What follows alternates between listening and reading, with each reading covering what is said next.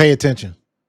Finally, Stephen A. Smith or one of these media head shows finally has somebody who can speak some common sense to some things going on in the W.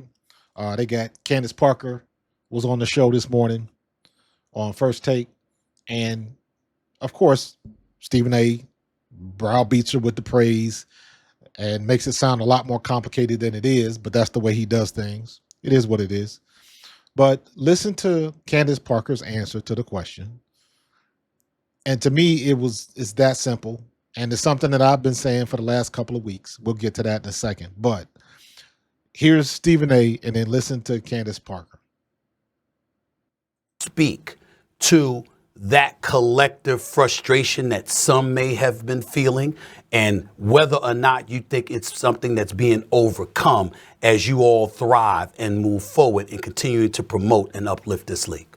You know, it's so crazy to me because I'm asked so many times if I'm resentful in any type of way for where the WNBA is right now. My job was to leave the game better than I came into it. You think Cheryl Miller is resentful for me that I had a league to play in? No, she's being the mentor that she is, and she's supporting and loving and sitting courtside cheering on Juju Watkins. And I'm doing the same for Caitlin Clark and all the women in the WNBA. You know, I think that rivalry is super important. I think conversation is super important. You know, I tuned in when Kevin Durant went back and played Russell Westbrook and they bumped shoulders and everybody was tuned in. But I want to keep it within the lines of the game. And I think that's what's the most important. Now everybody has a Twitter finger. Everybody can have reach to, the WNBA and make comments. But really the key is let's keep it about basketball. And that's it in a nutshell, man. Just keep it about basketball and everything will work itself out. Didn't I say that? Keep it about basketball. It's not complicated. Let's not make it complicated. The people that want to start narratives, start the narratives. But if you're not about that, you ain't got to feed into it. You don't have to press in. You don't have to respond. You don't have to look at it. You can ignore it. That is an option. The only winning move is not to play. You can do that. The problem is most people have to say something. They want to say something. You get so caught up into just having something to say, you never thought about if you should, or if you do say something, what are you going to say? And if it's going to make any sense.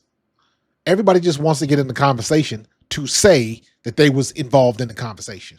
Nobody's bringing anything to the table. It's a whole bunch of piggybacking.